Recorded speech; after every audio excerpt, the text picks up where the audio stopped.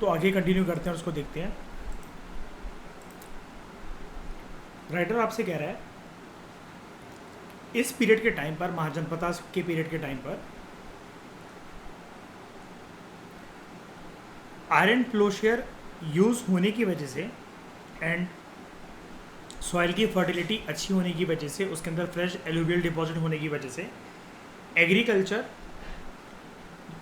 की जो प्रॉस्पेरिटी थी वो अपने चरम सीमा पर थी। तो मुझे एक बात बताओ, ये एलुवियल सॉइल यहाँ पर कैसे आता था विद गुड फर्टिलिटी, और फ्रेश एलुवियल डिपॉजिट क्यों होते थे यहाँ पर? बिकॉज दिस रीजन या फिर इस रीजन के इस रीजन के अंदर लोकेट होने वाले जो महाजनपदास थे वो जनरली कहाँ पर कॉन्सेंट्रेटेड थे?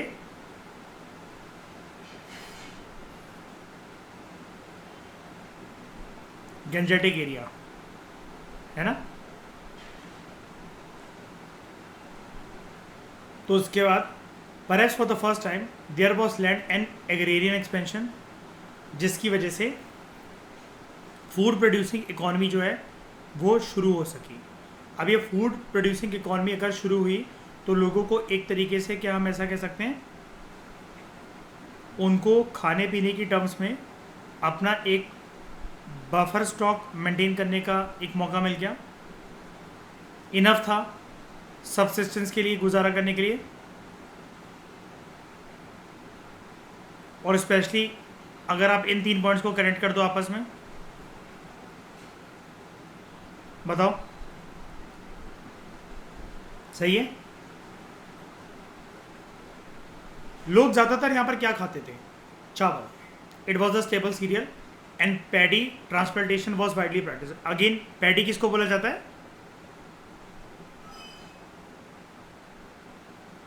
चावल। ठीक है, इट वॉज वाइडली प्रैक्टिस। मुझे एक बात बताओ, ये ट्रांसप्लांटेशन का मतलब क्या होता है? एनसीईआरटी में मैंने आपको बताया था क्लास 6 में, वही महाजनपदास के पीरियड में। पहले सैपलिंग, हाँ बिल्कुल सही बोल रहे हो। एकदम से ना अनाज जो है वो खेतों में फेंको मत, मुट्ठी भर भर के, मतलब जो सीड्स हैं वो फेंको मत, बिखराओ मत, वेस्ट मत करो। पहले ना क्या करो, शायद मैंने बताया था इसके बारे में अगर आपको याद हो। हाँ, उश्रेया ने भी सारे चैप्टर देखे नहीं आए थिंक। ये एक सीड है,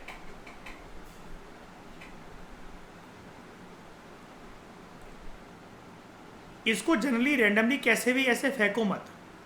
इसको पहले किसी एक अलग जगह पर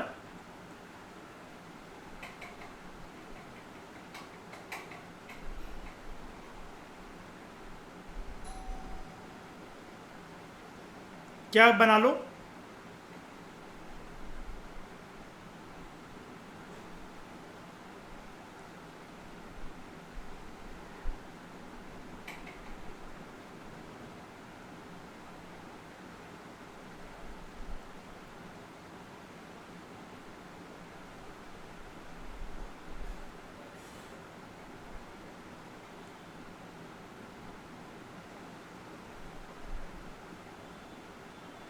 इसको एक सैपलिंग बना लो। उसके बाद प्रॉपर तरीके से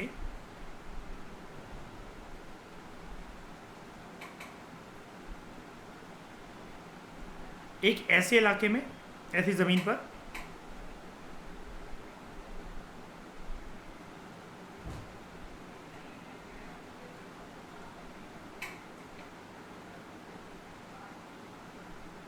इसको ग्रो कर दो। ये प्रोसेस क्या कहलाता है?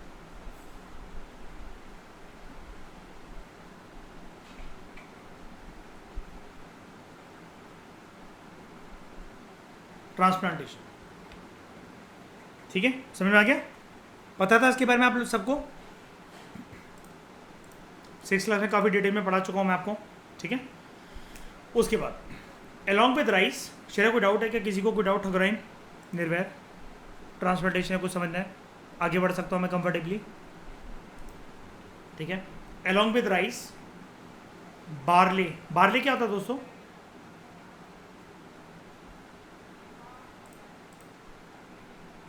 पक्का?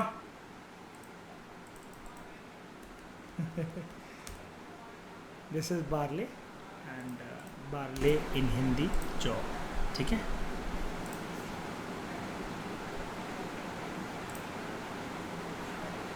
बार्ली एक अनाज होता है, मतलब एक तरीके से ज़्यादा पानी तो नहीं लगता इसके लिए। कभी कभार गेहूं में बाजरा मिक्स करके भी रोटी बनती है, फाइबर बहुत अच्छा होता है इसका। और आप वैसे भी खा सकते हो उसको। बाजरे का जो पानी होता है वो लड़कियों के वॉर्म के लिए। और क्या, नहीं नहीं, मतलब वैसे कह रहा हूँ मैं, बाजरा है, बारले है, जो है कुछ भी ये चीज़ है, इसका जो पानी होता है ना, वो लड़कियों के लिए और स्पेशली उनके ईस्ट्रोजन के लिए वरदान होता है, काफ़ी अच्छा माना जाता है। वैसे पीने को तो कोई भी पी ले, ठीक है। ये सारे ना मतलब एक तरीके से क्रॉप ही होते हैं। आप इन सबको मिक्स करके भी एक आप आटा पिसवा सकते हो। मयूर कहते हैं ना, जैसे मल्टीग्रेन आटा क्या होता है, यही तो होता है और क्या होता है ना। इन सारी ये सारी चीज़ें, मेन तो होता है उसके अंदर वीट, मतलब आपको मिलेगा कम से कम 75% वीट है ना, बाकी 5% करके ये सारी चीज़ें डलवा दो, क्या बन गया, मल्टीग्रेन। लेकिन उसकी रोटी हर कोई पचा पाएगा, ये डिपेंड करता है आपके डाइजेस्टिव सिस्टम पर। और जो मैं आपसे पानी की बात कर रहा था ना, ये इसका जो पानी होता है बार्ली का, ये वरदान होता है लड़कियों के लिए, बहुत हेल्दी रखता है लड़कियों को। और जैसा कि मैं बता रहा हूँ, पीने को देखो कुछ भी कोई भी पी सकता है, लेकिन स्पेशली लड़कियों के शरीरों को रोग नहीं लगने देता, कंसीव करने में कोई उनको दिक्कत नहीं आती है, वॉर्म को बहुत स्ट्रॉन्ग रखता है, और मेंस्ट्रुअल साइकिल पे काफ़ी लड़कियों को हेल्दी रखता है और वीक नहीं पड़ने देता।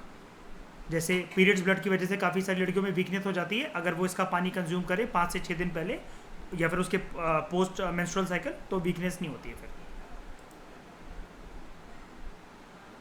उसके बाद pulses, millets, cotton, sugarcane. Millet किसको बोला जाता है, अगेन ये कोई एक चीज़ तो नहीं होती, कैटेगरी होती है। ये सारी चीज़ आ जाती है इसके अंदर, मैं आपको काफ़ी बार बताया, सॉरी। ये सारे मिलेट्स होते हैं, ठीक है।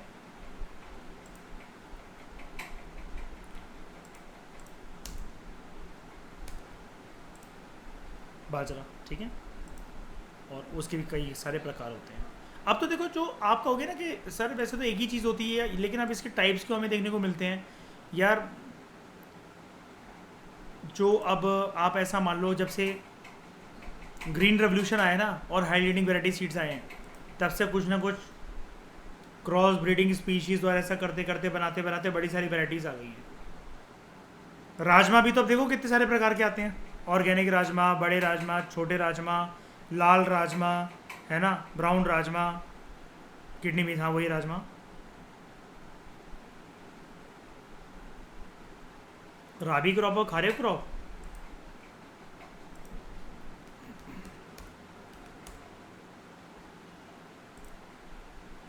जो खारिफ क्रॉप्स होते हैं, they are the crops which are sown at the beginning of rainy season, April और मई में। राबी क्रॉप्स जो होते हैं, they are crops that are sown at the end of monsoon at the beginning of winter season, सितंबर and अक्टूबर। याद है पराली वाली बात मैंने आपसे कही थी, काफ़ी कम टाइम होता है वो, ठीक है। तो राबी क्रॉप्स होते हैं आपके वीट, मटर, चने, सरसों। खारिफ क्रॉप जो आपके होते हैं, which are sown at the beginning of rainy season, चावल, मूंगफली, रागी और सोयाबीन, ठीक है। उसके बाद excavated site of Atranji Khera, ये यूपी में एक जगह है एटा, वहाँ पर है। It provides valuable information about the transition from rural to urban life, यानी कि ये क्या हमें बताता है, यहाँ पर रैबिट पेज पर क्या पढ़ रहा था, द फिनोमेना ऑफ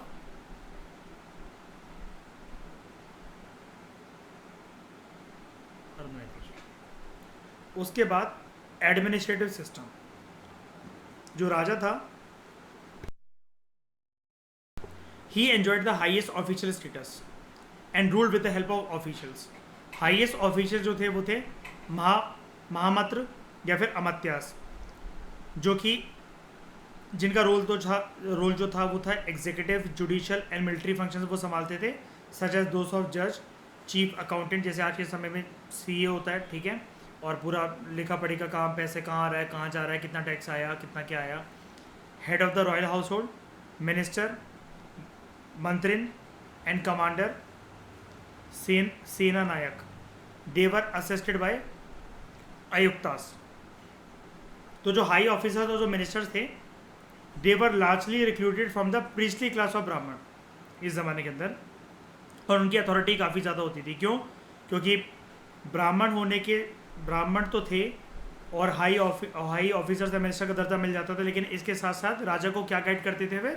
बड़े सारे हवन यज्ञ के लिए, है ना, पुरोहित की तरह काम करते थे जैसे। लेकिन वो पुरोहित अब यहाँ पर यूज़ नहीं होगी, ये चीज़ याद रखना, ठीक है। जो बुद्धिस्ट टेक्स्ट है महापरिनिबन सुत, इसके बारे में आपने सुना होगा एनसीईआरटी में भी और क्लास 12 में भी मैंने आपको बताया था एनसीईआरटी में। Mahaparinibbana Sutta, it mentions an influential minister name Vassakara of Magadha, जिसने अजातशत्रु को मदद करी थी कि जो वज्जीस का जो गण संघ है उसको कैसे कॉन्कर करा जाए, by effectively creating dissension in the ranks of Licchavis of Vaishali, उनके बीच में भिड़प करवाकर। जो रियल इंक्रीज हुई स्टेट पावर के अंदर, it is indicated by the formation of large professional army. हर महाजनपद के पास तो ऐसी नहीं थी, लेकिन कुछ कुछ महाजनपद के पास थी। तो in order to sustain and maintain such a huge army, एक अच्छा खासा फिस्कल सिस्टम तो चाहिए ही था, पैसे, ताकि इनको पे स्केल अपना अच्छा मिल सके। बाली याद है, शुरू में it was a kind of voluntary payment, 1/6 of the produce. बाद में क्या बन गया? टैक्स बन गया, which was made by the tribesman to the chiefs in the Vedic times. अब ये कंपलसरी पेमेंट बन गया। आगे वही वाली बात जो मैं आपको प्रीवियस लेक्चर में बता रहा था यहाँ पर,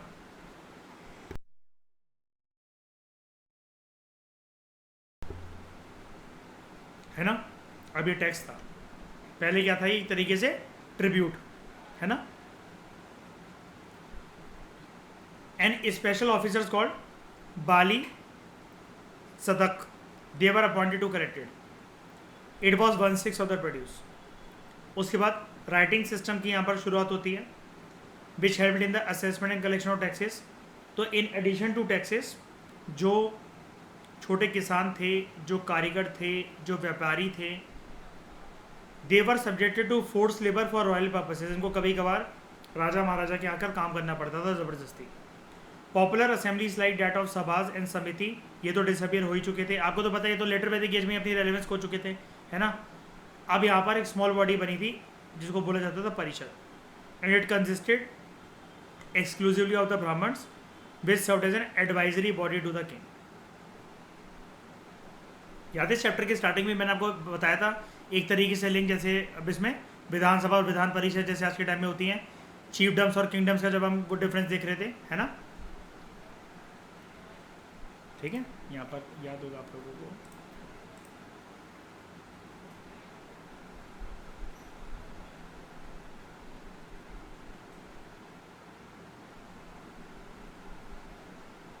ये लो, ये है ना किंगडम्स, इसके कंटेक्स्ट में मैंने आपको शुरू में ही बता दिया था चैप्टर में, परिषद या सभा, ठीक है। जो कि किंग था, उसके हाथ में सारी पावर थी। He was advise by and assisted by ministers and advisory council. लेकिन जब से ये डिविनिटी ऑफ किंग का कंसेप्ट शुरू हुआ था कि भगवान का भेजा गया अवतार है, और इसको एक्चुअली बताते कौन थे? अभी आपने क्या देखा? ये प्रीस्टली रिचुअल्स पे फोकस करते थे ब्राह्मण वगैरह, लेकिन अभी आपने क्या देखा? पूरी कहानी आपको क्या पता लगी यहाँ से कि एक्चुअली बड़ी सारी इंपॉर्टेंट पोजिशंस पे बैठे कौन होते थे? ये प्रीस्टली किंग का कंसेप्ट देखा कौन?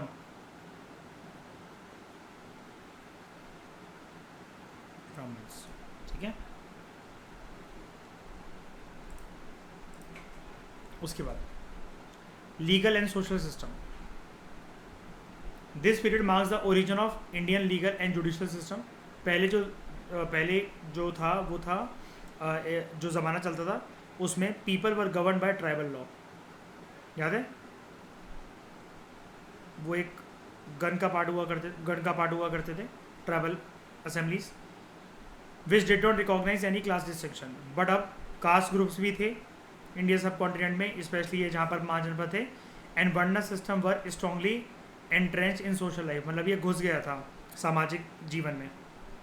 लीगल सिस्टम जो था, it was also partly dispose towards a higher varnas, यानी कि इस पूरे के पूरे लीगल सिस्टम को संभालेगा कौन, और सज़ा देने का प्रावधान या कौन से टाइम मतलब कौन सी चीज़ में कौन सी किसको सज़ा दी जाए, वो ब्राह्मण को दिया जाएगा, ठीक है, या फिर हायर वर्ना के लोगों को ब्राह्मण क्षत्रिय।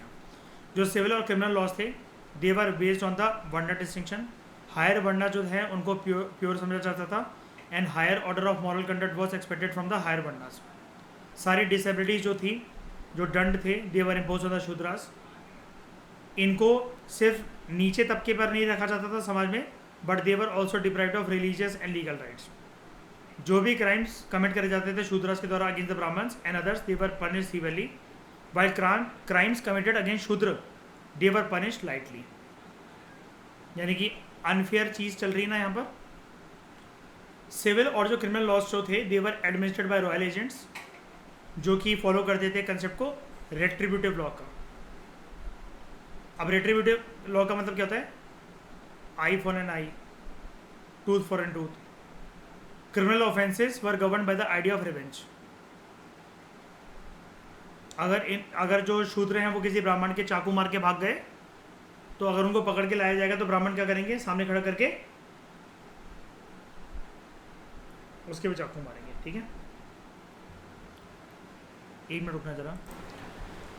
तो despite the emergence of socio economic disparities, मतलब किसके बीच में? इन टर्म्स ऑफ वर्ण सिस्टम, एक कास्ट को समझा जा रहा है प्योर कास्ट, और ब्राह्मण क्षत्रिय वैश्य, और बाकियों को समझा जा रहा है। देखो वैश्यास को ज़्यादा मतलब होता नहीं था, क्यों? देवर इकोनॉमी एंड बिजनेस क्लास के लोग हैं ना, तो वो ज़्यादा ट्रेडर्स और मर्चेंट्स और गिल्ड और ये सब श्रेणीज वगैरह बनाकर ही रहते थे। लेकिन अच्छा, आपने एक चीज़ नोटिस करी होगी ना, जितना भी भेदभाव ये होता है शूद्रों के साथ, इतिहास के पन्ने सारे यही रिवील करते हैं। ब्राह्मण क्षत्रिय जी करते थे ना, वरना ये जो वैश्यास थे, उन्होंने ऐसा कुछ भी अत्याचार नहीं करा ना। आपने कभी देखा क्या? नहीं ना। तो पता है बड़ी सारी बुक्स क्या कहती हैं, बड़ी सारी जो एंशिएंट टेक्स्ट है वो क्या कहते हैं? जो आज के समय में बनियास जो प्रॉस्परस है ना मयूर, उसके पीछे इस टेंडेंसी को रिस्पॉन्सिबल माना जाता है कि उन्होंने कभी अत्याचार करा ही नहीं, तो वो भुगत ही नहीं रहे आज के टाइम में। वो हमेशा कमाने खाने पे फोकस करते हैं, तो वही मतलब आज तक उनको मिलता चला रहा है। बदुआ नहीं कमाई कभी ना वैश्यास ने। ब्राह्मण और क्षत्रियों ने बहुत कमाई, और सारे सफर भी वही करते हैं आज के समय में भी। तो despite the emergence of socio economic disparities, kinship ties continue to be extremely important and they were eventually incorporated in the caste hierarchy. तो extended kin groups were referred to as nati and nati kulini. अब कुल क्या होता है? It denoted extended पैट्रीलिनियर family, कहते हैं ना आपका कुल और आपका वंश है ना, डिसेंट, वेरी गुड। और इसी कुल और वंश के बेसिस पर लोकसभा में 2 सीटें भी आरक्षित थी। किसकी किसकी? Anglo Indian. अगेन जिसको किसने हटा दिया? कह रहा श्री मोदी। आधी रिस्पेक्ट 50% है ना। हाँ, कह रहा श्री मोदी।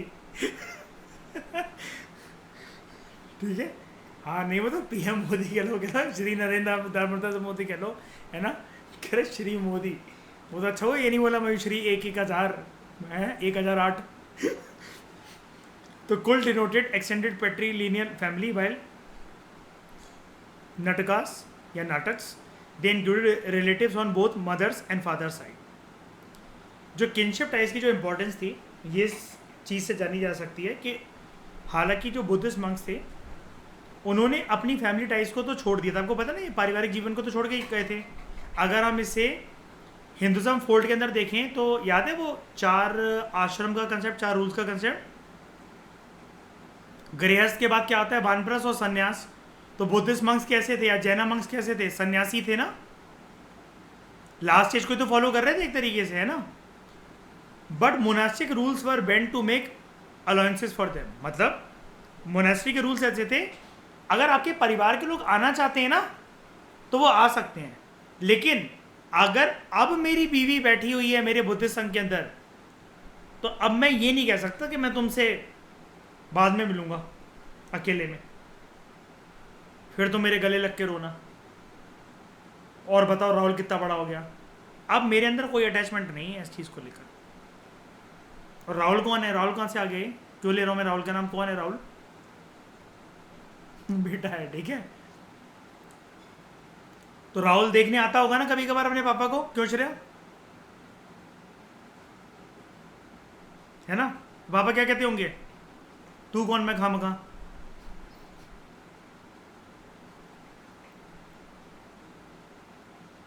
वाइफ रोती होगी या राहुल रोता होगा कि पापा वापस आ जाओ, है ना?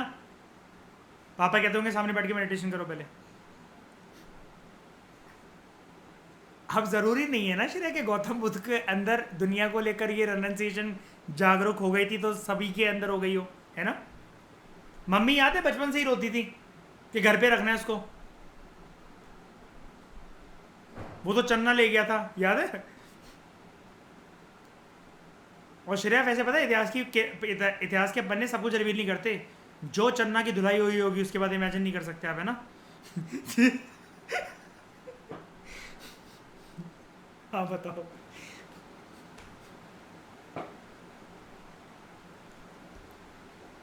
हाँ उनको कुछ नहीं पता था कि बंदा मरता भी है, कुछ भी ऐसा होता है। हाँ बूढ़ा भी होता है, बीमार भी होता है। हाँ यार पता है क्या है, मैं आपको एक चीज़ बताता हूँ। साइकोलॉजी में ना एक चीज़ होती है। दो बच्चों के ऊपर एक बार एक्सपेरिमेंट करवाया गया था। 11-11 साल के बच्चे थे वो, ठीक है।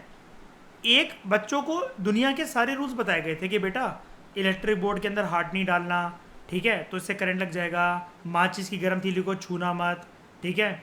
पटाखे को हाथ में रख के नहीं फोड़ते हैं। मतलब जितनी दुनिया में जो डराने वाली चीज़ें, अच्छी चीज़ें, बुरी चीज़ें, सारा फ़र्क बताया गया था।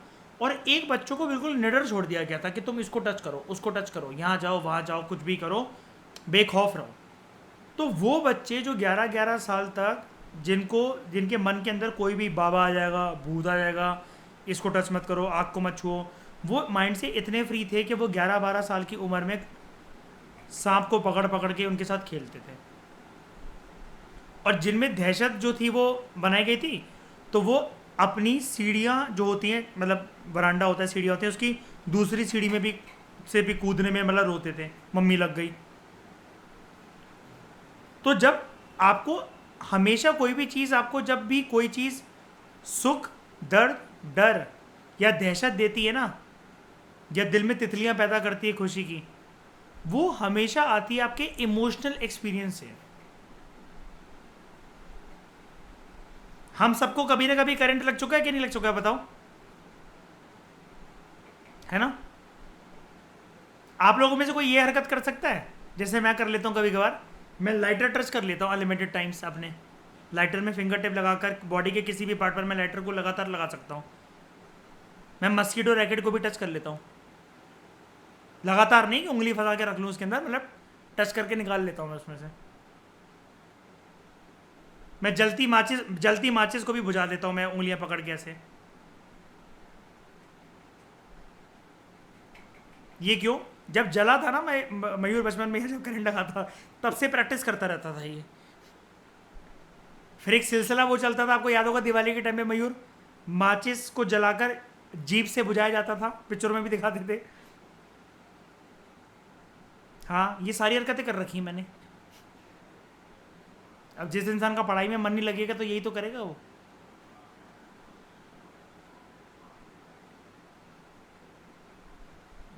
कहाँ आया बुद्धा को राहुल का ख्याल आई कहाँ?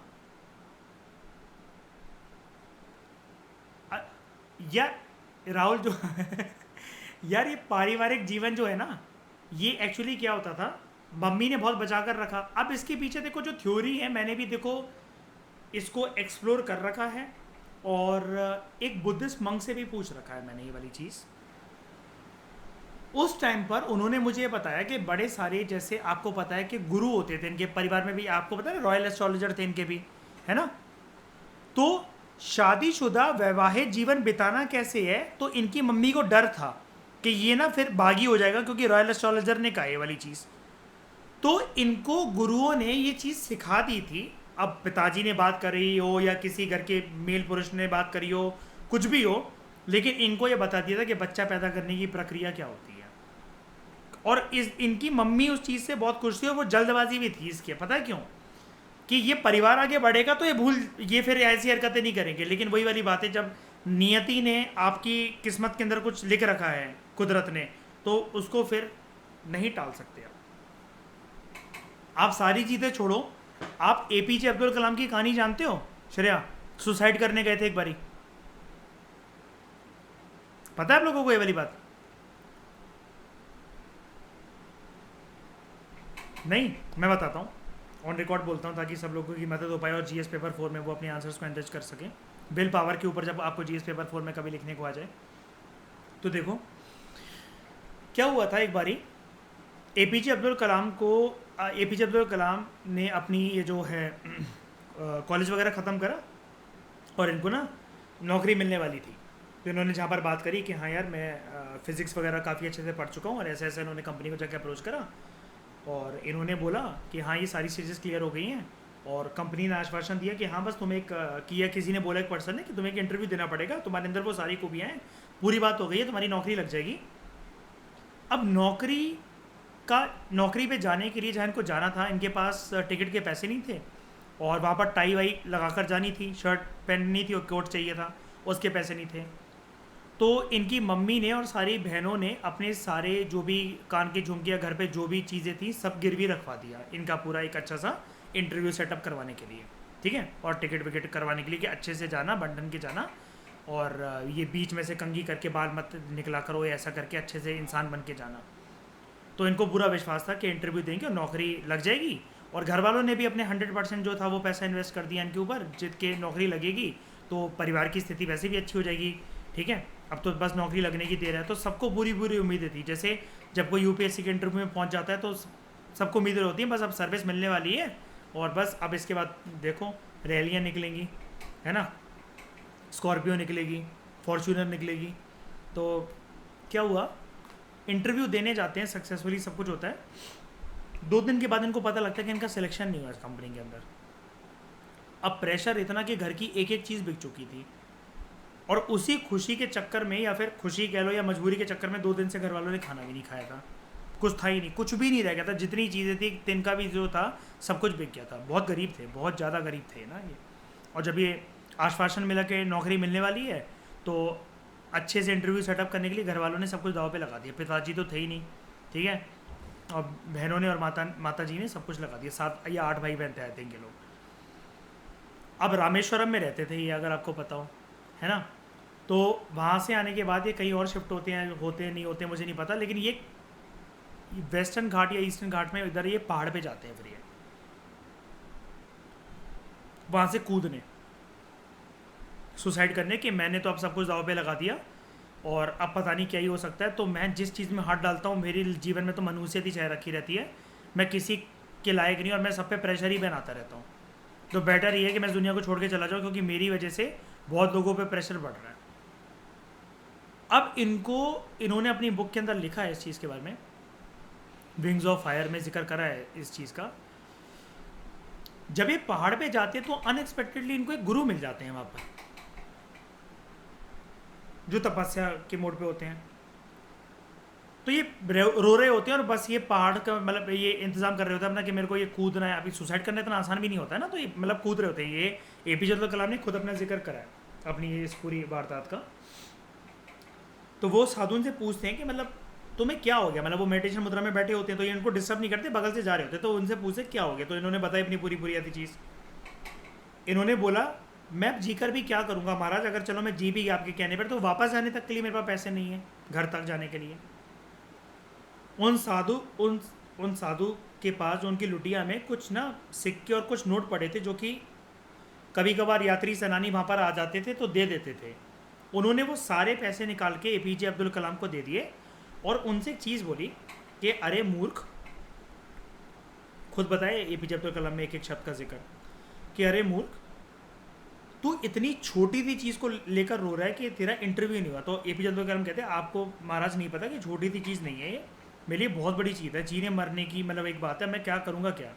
उन्होंने बोला तेरा इंटरव्यू यहाँ पर इसलिए नहीं हुआ, ईश्वर तुझसे इतना महान कार्य करवाना चाहता है, तू हिंदुस्तान की शान बनेगा और तू इतनी छोटी सी एक तुच्छ नौकरी के लिए निराश हो रही है। और जब वो वापस वहाँ से आते हैं तब वो कहते हैं कि मैंने काफ़ी बार पता लगाने की कोशिश करी, वो साधु फिर से मिल जाए, वो मिल जाए, लेकिन उनके बारे में आज तक कोई नामो निशान नहीं जानता कि ऐसे थे भी कि नहीं थे। काफ़ी लोग ये बोलते हैं, अभी जब तक हमने बताया कि तुम झूठ बोल रहे हो और तुमने अपनी ये मनगढ़ंत कहानी ऐसी कोई बना दी है ना। लेकिन एपीजे अब्दुल कलाम कहते हैं कि मैंने बहुत ऐसा जानने की कोशिश करी तो शायद से कोई भगवान के बेस में मेरी मदद करने आया था जिसने मुझे एक उत्साह दिया। कह रहे जैसे ही मैं पहाड़ से उतरकर अपने घर तक पहुंचा, हफ्ता ही हुआ होगा, मेरे जीवन के ऐसे रास्ते बनने लग गए कि मुझे पता भी नहीं लगा मैं प्रेसिडेंट ऑफ इंडिया कब बन गया। वो एक ऐसा था, कहते मैं अगर अपनी जर्नी बताऊं कि मैं प्रेसिडेंट ऑफ इंडिया कब तक बना, करे उस पहाड़ से लेकर प्रेसिडेंट ऑफ इंडिया बनने तक का जो सफ़र है मेरे लिए ऐसा था कि जैसे कल मैं पहाड़ पर था और आज मैं प्रेसिडेंट ऑफ इंडिया हूँ और मिसाइल मैन ऑफ इंडिया हूँ।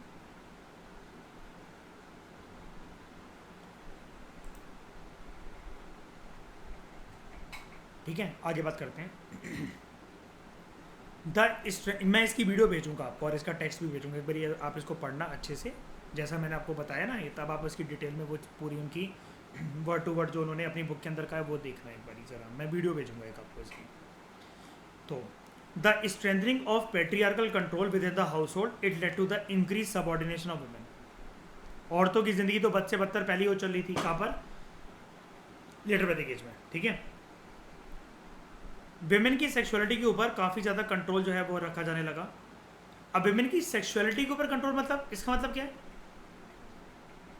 कि तुम औरत हो और घर के कामकाज करने के लिए बनी हुई हो, है ना, बच्चे संभालने के लिए बनी हुई हो, बच्चे पैदा करने की मशीन हो। ये जो थिंकिंग थी ना, ये पैरोकियल थिंकिंग, गिरी हुई सोच, ये इस ज़माने में स्टार्ट हो गई थी। ठीक है, and it was considered essential for not only the patrilinear transmission of property but also for maintaining and perpetuating the endogamous caste system, जिसमें आपको पता है वैसे भी शूद्रों को तो कोई पोजीशन दी नहीं जाती थी और औरतों की पोजीशन तो वैसे ही बद से बदतर होती थी। तो ये चीज़ें यहाँ पर जब शुरू हुई तो ये औरत जो है ये और सफ़र करती हैं।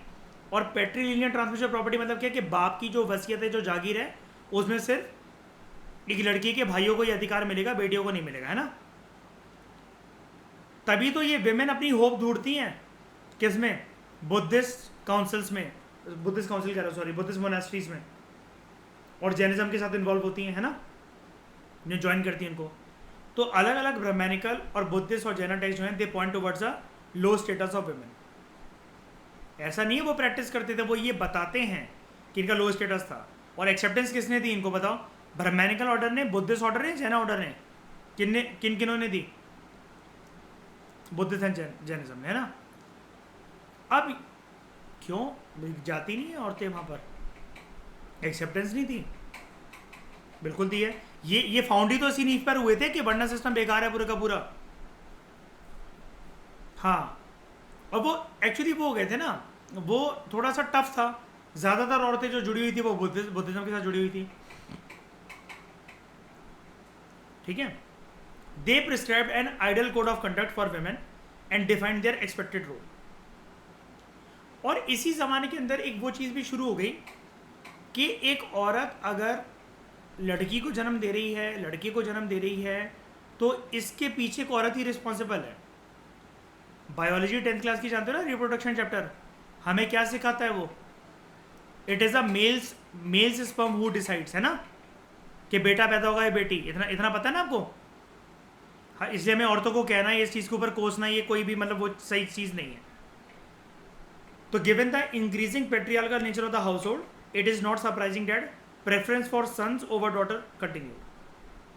बेटा जो था, बेटा का पैदा होना, it was considered necessary for the continuation of lineage, वंश आगे कंटिन्यू रहे, and the performance of fathers and ancestors funerary rites. आपको पता है ना, हिंदुज़म के अंदर ये माना जाता है कि शमशान घाट के अंदर औरतों का जाना वर्जित है, वो last rites, funeral rights conduct करने नहीं जाएंगी। आपको पता है ये कन्वेंशन टूटा था कोविड के टाइम पर, जहाँ पर बड़ी सारी बेटियों ने अपने बाप को आग दी थी जिनके भाई नहीं थे। और मतलब एक चीज़ चली थी है, आपने मतलब इसके ऊपर बड़े सारे आर्टिकल्स आए थे। मैंने एक बहुत अच्छा आर्टिकल इसके ऊपर पढ़ा था और काफ़ी इमोशनल आर्टिकल था वो, पता नहीं हिंदू या इंडियन एक्सप्रेस में आया था। तो इन the Samyutta Nikaya, Buddha is presented as consoling Prasenajit, king of Kosala, जो कि दुखी था at the birth of a daughter. Buddha ने उसको बोला, चिंता मत करो, अगर तुम एक नालायक औलाद पैदा करते उससे तो क्या पता अपने आप को बेटर ही प्रूव करें। She may grow up wise and virtuous, she will honour her mother in law, शान बनेगी अपने ससुराल की, and will be faithful to her husband. और क्या पता वो बेटे को पैदा करे, the boy she may bear may do great deeds. अब बुद्धा का ये कहना भी आगे जाके स्टोरी से कंक्लूड करा मयूर कि expected role of type womanhood से थे क्या। अब देखो उस टाइम पर देखो बुद्धा को आप बहुत बड़ी बड़ी बातें नहीं कर सकते थे। देखो एक बात बताता हूँ मैं, महान इंसान की ना एक आदत होती है, वो कभी भी ना जो उसकी बातें समझ नहीं सकता उससे कभी बहस नहीं करता।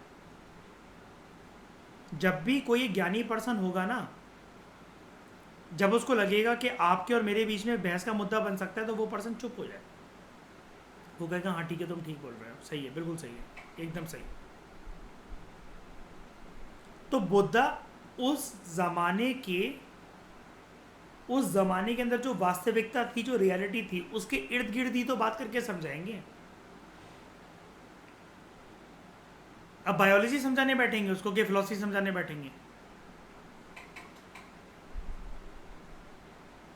और फिर एक और बात है ना यार, राजा एक महाजनपद का तो सन की दिमाग का भी तो होगा। राजा तो क्या पढ़ा लिखा होगा, बताओ जरा ये। अगर इतना पढ़ा लिखा होता, अगर इतने ही लॉजिकल होता, तो ये मनहूसियत फैला रहा था कि बेटी पैदा हुई और शोक मना रही है जैसे कोई मर गया हो।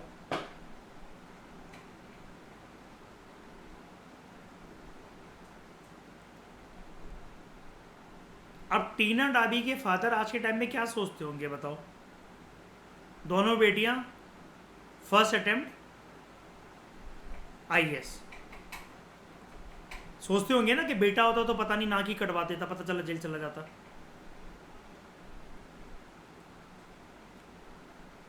तो बहुत बार ऐसा होता है कि इनफैक्ट बहुत बार क्या, हर बार, मतलब कुछ भी पैदा हो घर में, कोई भी मेल हो फीमेल हो, बात होती है इन्वेस्ट करने की। पेरेंटिंग जो है, पेरेंटिंग इन्वेस्ट करने की बात होती है। बनाने को आप अपनी औलाद को कुछ भी बना सकते हो। The society was clearly divided into 4 varnas, ब्राह्मण, क्षत्रिय, वैश्य। इन तीनों को क्या बोलूँ मैं, कौन सी कास्ट, उस जमाने के हिसाब से pure caste, and Shudras polluted. The function of each varna were clearly laid down according to this system. Rulers थे और जो वॉरियर्स थे इनको क्षत्रियस बोला जाता था, and priest and teachers they form the Brahmanical order. Peasants और जो टैक्स पेयर्स थे दे वर कॉल्ड वैश्यास, और जो बाकी 3 क्लासेस को जो सर्व करते थे they were called Shudras. Member जो थे हायर वर्णा के, they not only avoided the company of the Shudras but they also refuse to enter into marital relation with them. Shudra जो थे they were not allowed to be appointed to any higher post and they were meant to serve only the द्विज। याद है द्विज का मतलब क्या था, double twice born, sorry twice born, मैं कह रहा हूँ डबल बॉर्न। और ये डबल बॉर्न ही, ट्वाइस बॉर्न कैसे, पहला बर्थ माँ की कोख से, दूसरा बर्थ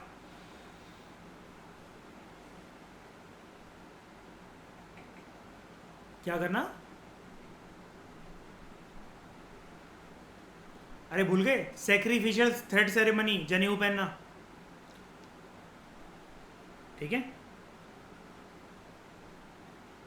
तो शूद्रास वर मेंट टू सर्व द द्विज एज अ स्लेव, आर्टिसंस या एग्रीकल्चर लेबरर्स, ठीक है। तो thank you for your patience and coordination.